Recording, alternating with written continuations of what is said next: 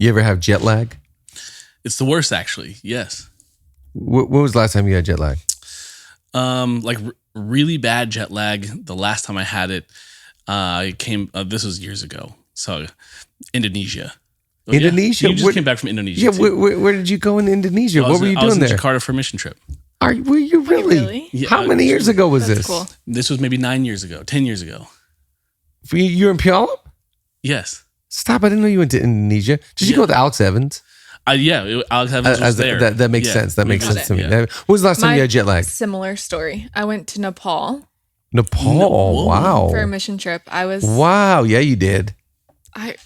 Late high school, maybe right after high school. Yes. And so, when you fly there, mission trip, you get right off and do the work. Yeah. So we flew I think it was the first flight was a 17-hour flight and then another 4-hour flight. And so you get there and you're like, this is, my body is supposed to be asleep. 17 hours? That's a full night of sleep in the full. And we were not in business class, I'll tell you that. Oh, man. I sat like this the full 17 hours. Oh my gosh. All for the glory of God. Jet lag is so bad, and you fight it on the way there, but I'll tell you where it really whoops you when you're back home. Oh, yeah. Is it called jet lag if if you're gaining in I think it's jet lag no matter what. No matter where you're going there or coming back or gaining or losing. It's just all it's the worst. And last night I'm up. I fell asleep, of course, early because you can't keep your eyes open. Right. So I wake up at 11. When I woke up at 11 p.m., I promise you, I thought I slept a full night. Oh, no. Stop. I was like, oh, there it is. Okay, great. It's dark outside. 11? No! Up until 3. Just 3, just tossing, turning. Yeah, were you trying to go back to sleep or did you trying accept to go, it? Yeah, no, because you kind of like, what do I do? Do I get up? Do I go work out? Do I work on stuff? I'll just lay here hoping it will. But your mind knows, buddy, you're not. So I was about to say, if I wake up after a nap and it's late at night, I'm not going back to sleep. Yeah, it's so crazy. It's too late. It's so crazy. And then when you finally fall back asleep, the depths. Yeah, then the second time you wake up is way worse. It's so much worse. You're in another level. So now Julia's like, she's like, because we got kids and they got to go to school. So she's like telling me, you got to get up. And I'm like, I can't. I don't know where I am. I don't know my name. I don't know who are you? It's like, I'm done. I'm cooked. I'm of cooked. no worth this morning. I can't help you at all. I honestly, let me just tell you something. In the morning time, I saw something was like the most important minutes of a kid's day is the first 3 minutes in the morning when you engage them, the first 3 minutes when they come home from school, and the last 3 minutes when they go to bed. So it's like, I have this in my head. It's like in the morning time when these guys get out of their room, I'm like, get over here, little sugar.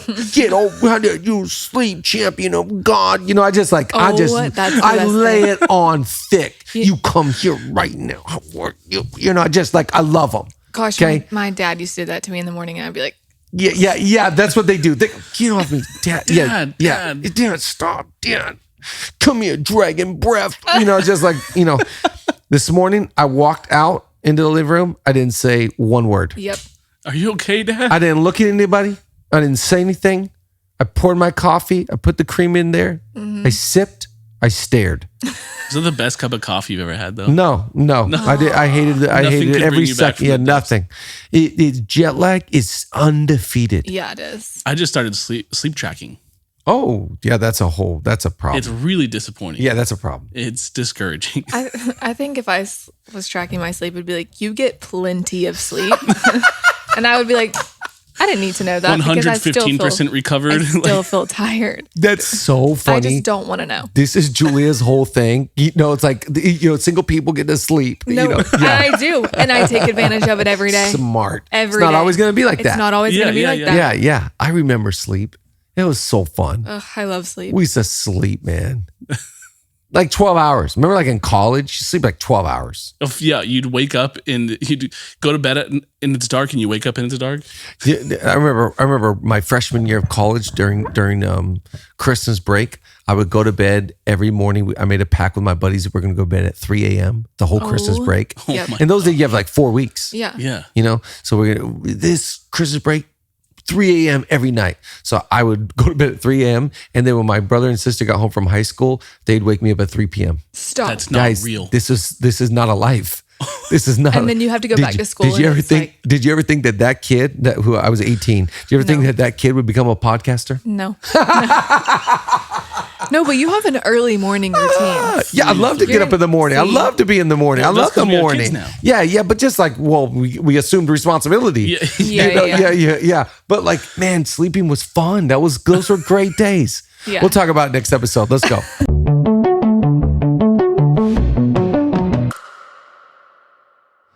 What's going on, everybody? Welcome back to Leadership Lean In. But by the way, we're just in Indonesia, and every service they introduced me, so kind. Chad, has kids, all that. And he has a podcast called Leadership Lean In. No way. Oh, how cool. And they were like, we want to encourage everybody to stream in, to listen to it. So welcome everybody from Indonesia. Nate's been there. I've been there. We're sending Madi next year. Can't wait. It is honestly, Indonesia is the best. It's amazing. Best people. I love Jakarta. I love their food. I love their church. I love their people. I love Pastor Jeffrey, JPCC. But I do not like this thing they serve me called durian. Oh my goodness. And I can't be in the same room. And this coffee. What was the you had Shivit coffee? It sounds like I know, Sorry, but it's Shivit coffee, and it is from the poop of an animal. the Kopi Luwak. It's insane. they named it so. I gotta be honest, it was not bad. Come It was a little crappy, but it was not bad. It was hit him with the ding. It was not as bad as anticipated, but the durian. It is bad. Save that for the birds. Let us know where you're leaning in from. Thank you to our small, little bitty nation, the Leaner Nation. We love you. Have you picked up your merch yet? Do you have a hat? Do you have a hoodie? Do you have a t-shirt? Get your merch. Also, make sure you subscribe to our weekly leadership email, putting out some of the content that's on here out in written format, just to encourage you in your inbox, get a little inspiration in your inbox. And also, we're starting, it's official. Episode 172, it's official. We're starting to promote. My next book comes out next month. We're just a few weeks away. Pre-order. I bet you think this book is about you. Put in your order it for yourself, order it for your friends, your family, your coworkers, your team. It's a book on battling pride, avoiding the pitfalls of it, and getting the rewards of humility. It's honestly, I believe in this message so much. It is the message that I need to hear, we need to hear. And so grab your copy, pre-order right now on Amazon. Cannot wait. October 15th, it comes out officially, but we're really starting to ramp up and get ready for the pre-orders. Can't wait for this. So cool. So exciting. It's so exciting. We got the banner. Teacher Madi got the banner for all the interviews today. We did a couple of interviews, and it's like, it's here. Also, I just feel the need to clarify. Teacher Madi no longer is a teacher. I don't once teach a teacher in a classroom. I always say to my boys, like, hey, did you have fun with Teacher Madi? Do they call you that? No, but they do ask me, do you teach? The only reason I'm clarifying is because I do get a lot of DMs asking me about teaching stuff. A lot of DMs. A lot of DMs. Well, let's Maddie. just, yeah. No, hold on. Give me the Nick Saban on that one. You all may be taking the week off. Hey, we're not taking the week off from that one. Hold on. Now, hold on. Just clarification. These are leaners? Yes. Okay. And always about. But they want to know about education? Yes. Of course they do. Pedagogy. And I just respond, I'm actually no longer teaching. That's just your copy and paste. I'm not equipped anymore. Oh my gosh. So tell me more about math. Oh, wow. Where do you teach? I've thought about teaching in LA. Yeah, you have, Rick. Yeah, you have. it's so Ted. good. No. Enough of it. Okay, that was You a come sidetrack. through. You come through us to get to Teacher Madi. Yeah, drop your auditions in the comments. Yes. We're going to go through them. You sickos going straight, sliding. We're leaders. We're not sliders. Like that guy. That's so funny. Come on, man. Slider Nation. Yeah, sketchy nation. Whoa. Thank you for clarifying, though, for the audience. For those that are in Nebraska right now, she's no longer a teacher. We're going to take a quick break from our leadership lean-in because we want to shout out one of our sponsors. Look, we love Mosh Bars. I'm not just saying that. This might be my favorite protein bar of all time. Yeah, it's really good. The chocolate chip happens to be my personal favorite. It tastes like cookie dough. I was going to say it tastes like a dessert, like I'm cheating. Yes. Like a treat, That's if you true. will. My kids call them treats. Aww. And my wife and I, we try to trick our kids into convincing them that protein bars are like, desserts. Treats. And they love Mosh Bars. I love Mosh Bars because it's good for you, not just the protein. It's good for your mind. It's good for your brain. It's brain food. Yeah, no, I love it. I think that I'm not really much of a protein bar girl, but you put a Mosh Bar in front of me, I'm gonna eat it. People call me a protein bar guy when they look at me. They say Nate's a real protein bar guy, and they wouldn't think that if it wasn't for Mosh. Like, where's this going? But okay, we want to give the leaners, we want to give our small nation, if you will, a little bit of a gift in mosh bars. Mosh Bars. Yeah, let's do it. Yeah, and I'm gonna read this to you directly because I don't want to mess it up, because we're serious about our Mosh Bars around here. So if you want to find ways to give back to others and fuel your body and your brain, Mosh Bars are the perfect choice for you. Head to moshlife.com/LLI to save 20% off plus free shipping on the Best Sellers Trial Pack. That's 20% off plus free shipping. That's kind of crazy. On the Best Sellers Trial Pack. So that is Moshlife, MOSHLIFE.com/LLI. Thank you, Mosh, for sponsoring this episode. All right, today, episode number 172, we are talking today about the toughest, the hardest part of leading. And I think this is always comforting to me, is knowing that I can do hard things. So, by the way, if you're a leader and you're going through a hard season or you're doing something hard, be encouraged. You can do hard things. The lie is that it's too much, it's overwhelming, you're not going to be able to accomplish. There are so many obstacles and complexities and budget realities or relational realities or so many different hard things that you are currently facing today. One of my favorite sayings is, currently today, all of your heroes are being punched in the face today. And that always brings me great encouragement, just knowing that I'm not the only one with problems. I'm not the only one that's facing something, going through something hard. And that's what I love about problems, is that there are solutions.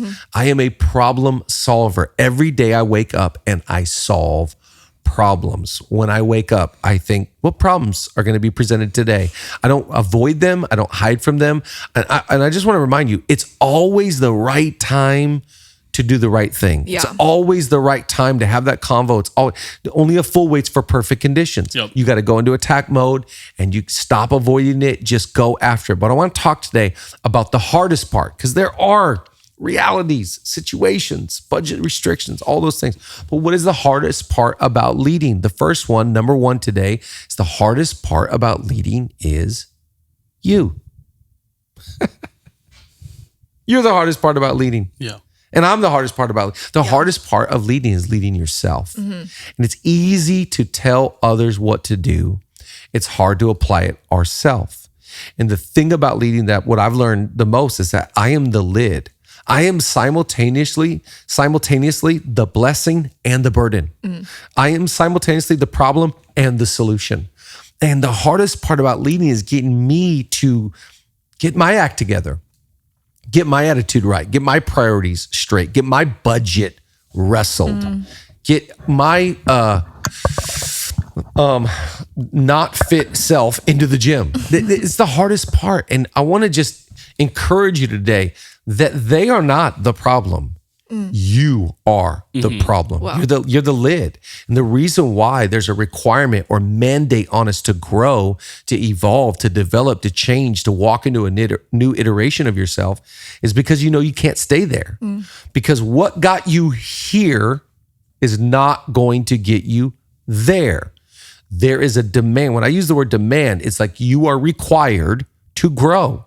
Because if you don't grow, it will not grow. Your team, your organization, your whatever you're leading right now cannot grow if you don't. That's right. So I think the reason why we read books and podcasts and go to conferences, and one of my favorite guys that's like a leadership influencer is Pat David. Have you seen this guy? Yeah. He's just one of my favorites. And he talks about, he goes to 2 conferences a year and he pays the, fee and gets on the plane. And he goes, I hear the same thing at every conference, but it's telling me what I need to hear. Read the book. Yep. Get in the room. Get on the plane.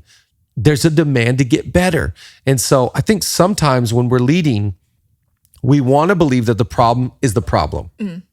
The problem is the city for us. We couldn't get the city to give us approval for a long time, or it's this person that caused division, or it's this person's character, or it's what fill in the blank. I've always believed when anything happens, what could I have done better? Yeah. Where did I make the mistake?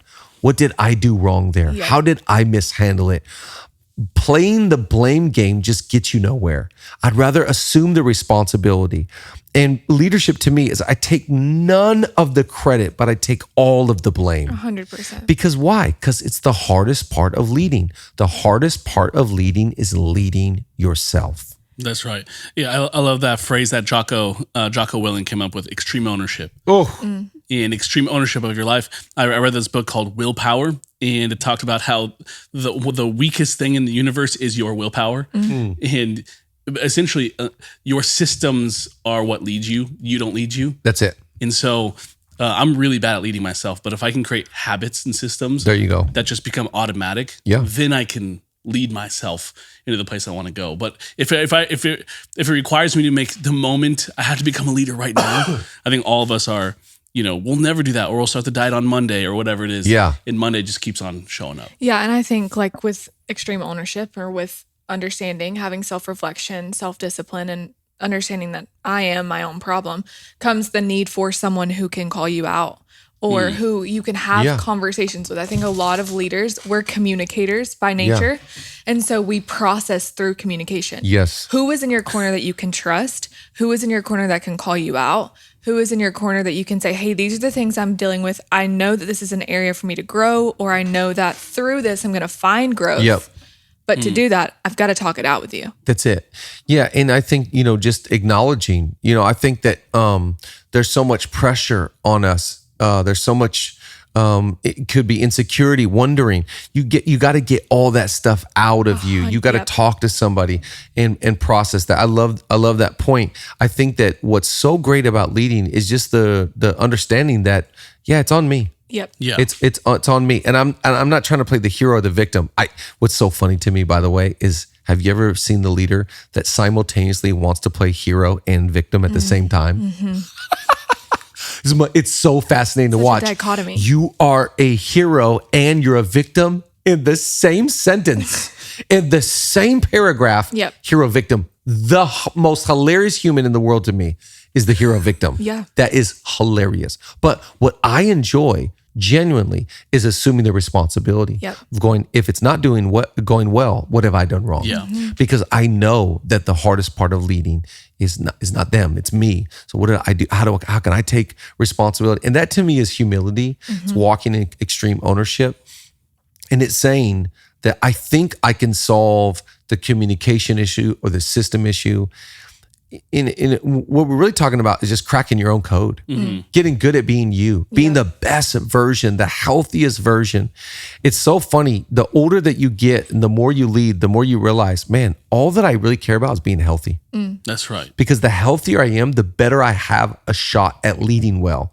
If I'm not resting, if I'm not healthy, if I'm not doing good at the systems that I've created, then I have no shot. So really the focus of leadership is to take all of the disappointment, frustration away from who you're leading and put it on you. Yeah. How can I improve? How can I get better? I love this. The second one, so the first one, the hardest part about leading is leading yourself. And the second area, the hardest part of leading is leading others. How do I motivate? How do I inspire? Yep. How do I recruit? How do I get people to buy into the vision? What's going to make them listen? What's going to make them excited about what we're doing? In leading, I've found that I got to first get me excited. Yeah. And I got to buy in myself. And I got to be all in People don't follow people that are half in. They follow people that are all in. That's right. That extreme ownership, that excitement, that passion, that zeal for whatever you're doing and building. Like they just be on fire about it. Just be all in on it. The second thing is, how do I get them?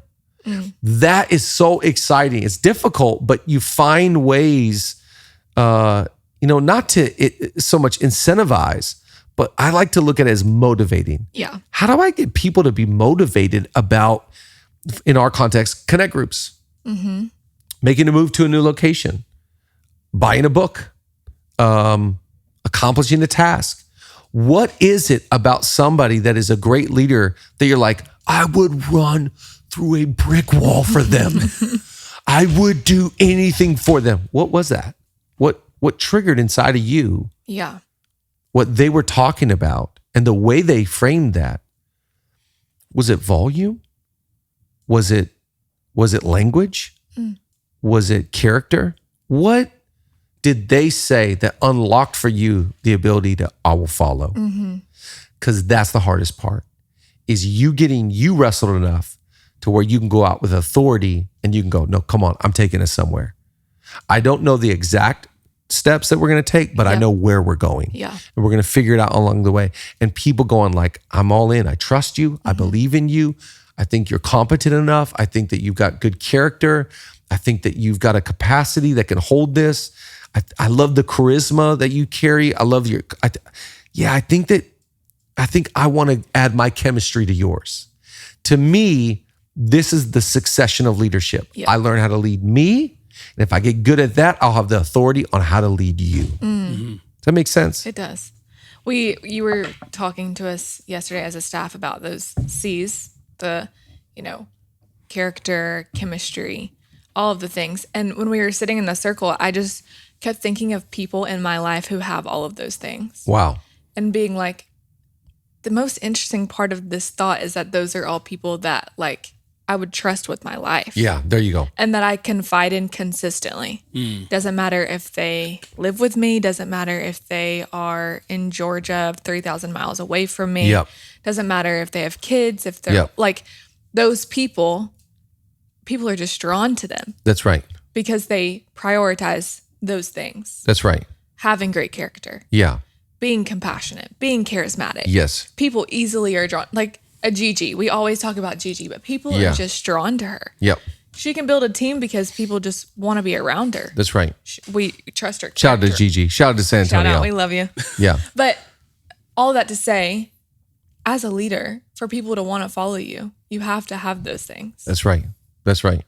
They have, you have to, because, at the end of the day, we talk about quiet quitting sometimes here, but I always think that the greatest gift somebody could give you is their trust. Like if somebody if someone's ever like, I trust you. Wow. Right. Don't mishandle that. So true. Don't be negligent with that. So true. The fastest way to lose your influence is just to be negligent with it. Yeah. And to lose trust on small compromises, small decisions, it to me, it goes back to having a small soul. Yeah. The more healthy and the more vibrant my soul is because of how well I led myself, the more aware I am. Oh my gosh, there's a lot at stake here. And so because I have eyeballs on me, or because I have people that are following me or on my team, I think about them and about, man, if I compromise my ability to lead them, I would be devastated. So I try my best to make decisions that are going to continue and make people double down on their trust. Yeah. Wow. Because people are watching. They are. It's like little small stuff that's like, that was weird. Or like, wow, I saw that gesture, that comment they made. You can make comments in the positive that people go, wow, that's amazing. And you want to lead that way because people are making small little mental, like people are keeping receipts. Yeah, it's true. We got the receipts. Make them have good receipts. Yep. Yeah. Make deposit, equity. Now it's like all you've ever done has been faithful, consistent, loyal, kind, compassionate. You had a little asterisk when you rooted for the Cowboys, but we'll let that pass. But you just stayed faithful. Yeah. And that's how you build the trust to lead your team. That's right. I think people are desperate to fall. I think people want to be led. 100%. And I don't know if they'd ever articulate that, but so many people, they don't know how to make the decision for themselves or be confident in the direction they're going. So when they see someone that is confident, that does believe in what they're doing, they want to latch on and grab that. And the difficult part of that is now you become the focus or the fixture of where you're leading them. It just adds, I don't want to say the word pressure, but it makes the value of authenticity so much more real. Totally. And if you are the person that you claim you are, then you can actually lead people into where they want to go. And it's healthy and it's exciting, but it also puts the onus on you. Hey, am I working through my stuff? Because it will. Now that there's people here, there's eyes on me, and they're going to show me things I don't even know about myself. Yeah, I think a real truth and something that needs to be addressed is another hard part about being a leader is continuing to be a leader. Think about how tired it is to lead yourself. Oh gosh. And then to lead others. That's it. And if you're not, like you said, health is wealth. If you're not healthy, that's it. Heart, mind, soul, you can't do it. No. Because a natural born leader, you have it, but you have to sustain it. Yeah. And sustaining it is so difficult. And I think that's why I respect people that keep saying yes. Yes, 100%. I'm going to show up and I'm going to keep saying yes. Someone was telling me about this book that just came out on grit. Maybe you were telling me about this, about leadership grit. And basically the concept is that like the only leaders that we really respect are those that had the grit to continue. It just takes, I don't believe in talent. Talent is so overrated. That's right. There's so much talent out there. Take your talent and, go to TikTok with it. I'm not impressed. I'm not impressed. I am impressed with people with grit. Yeah. They refuse to quit. They refuse to give up. They refuse to throw in the towel. They refuse to accept this as my reality. And they just keep going and keep leading and keep giving and keep serving and keep going. And to me, I'm like, you're the winner. Yep. The fact that you didn't quit. And so I think that when you got that ability to go like, let's go. I'm motivated. Well, what did you do to stay motivated? You've been motivated for 3 decades. How did you stay motivated for 4 decades? How did you stay motivated? Yeah.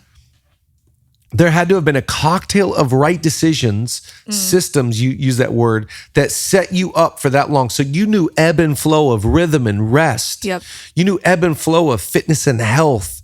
You knew when to take a break and when to go hard. Like that's beautiful to me. That's that self-reflection. That's that self-reflection. That's understanding. Okay, wow, this got me here. It's not going to get me there. What was working for me is now working against me.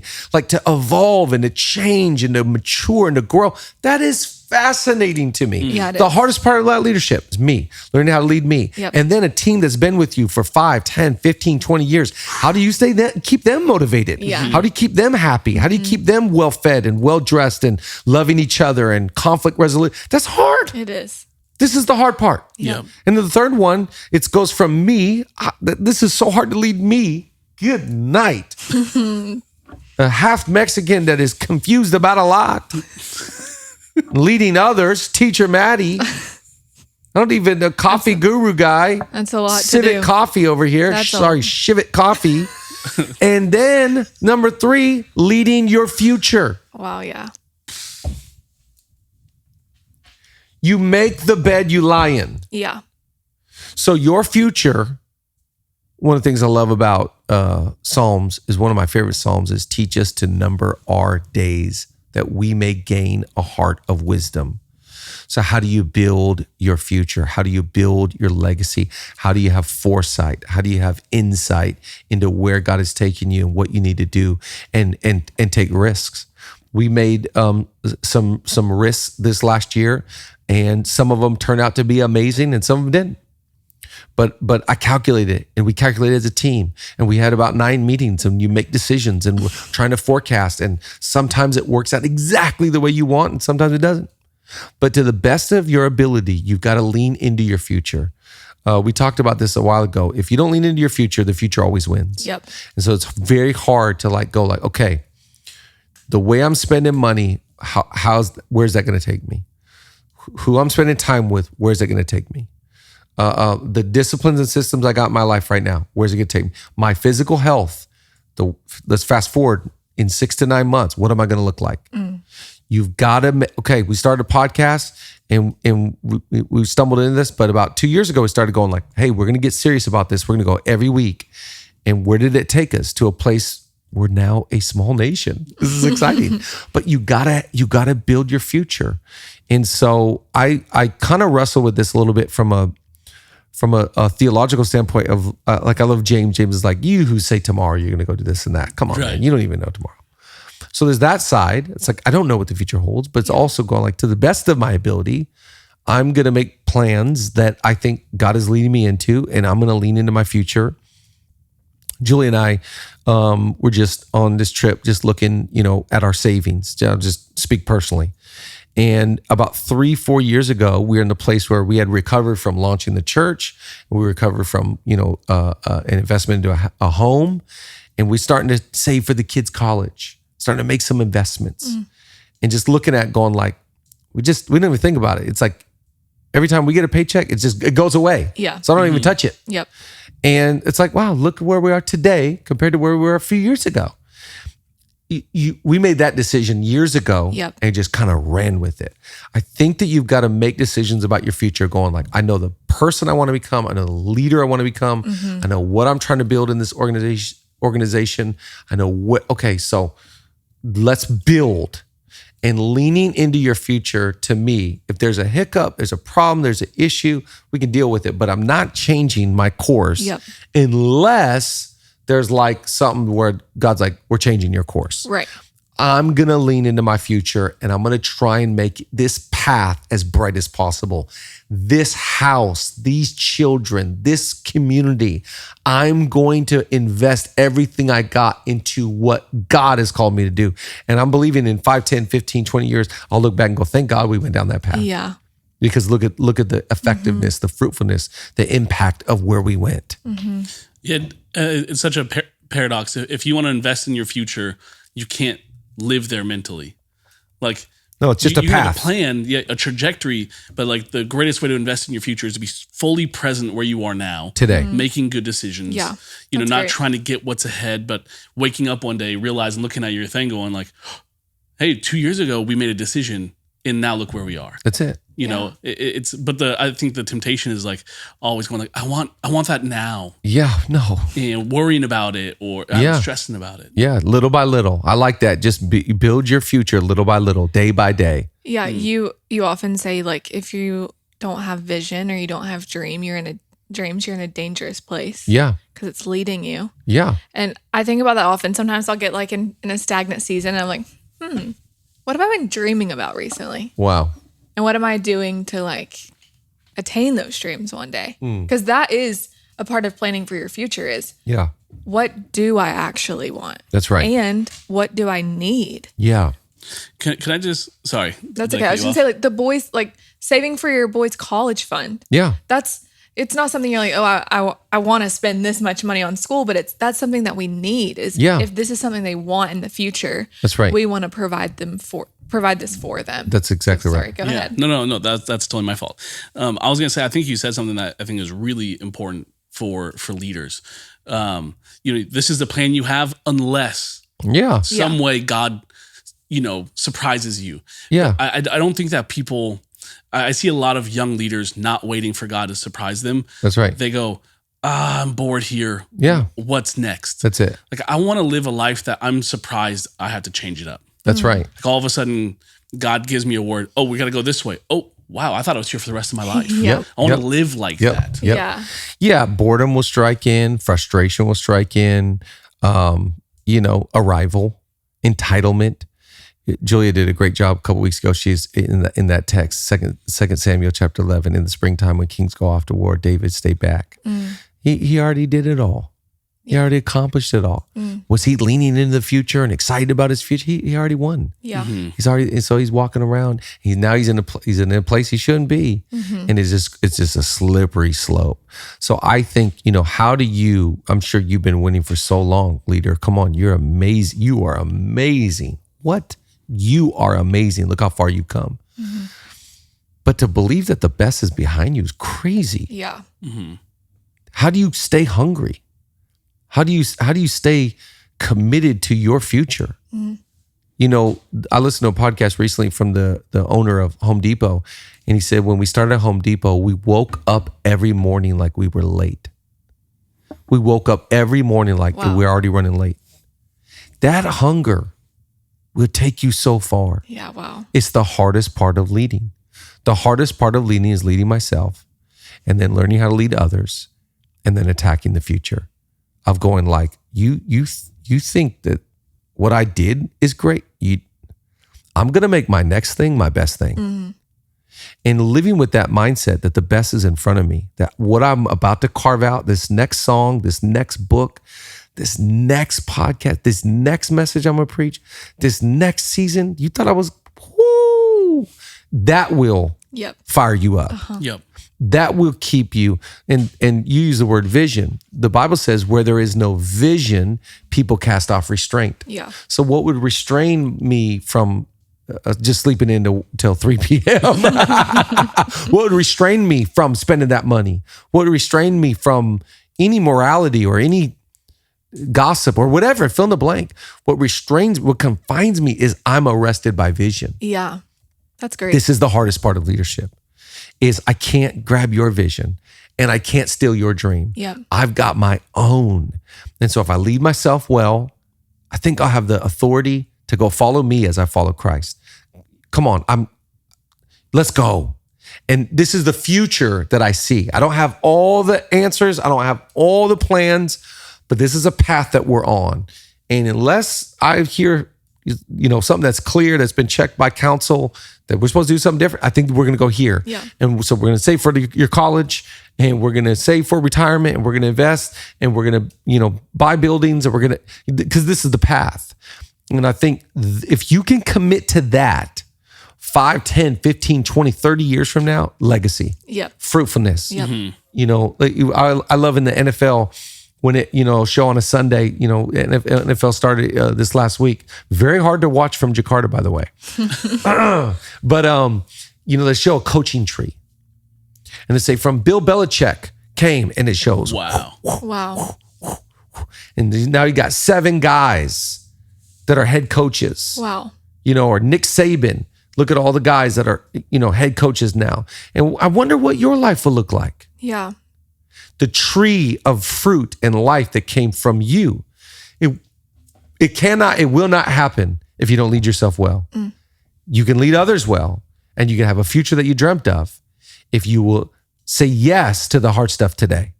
You can do hard things. I want to ask you, what's the toughest thing you did today? Be honest. What's the hardest thing that you did today? It wasn't that hard, was it? Be honest. What's the hardest thing you did today? If we're being honest, it was not that hard. You can do hard things, and you can build a life that you're called to build. We'll see you next time.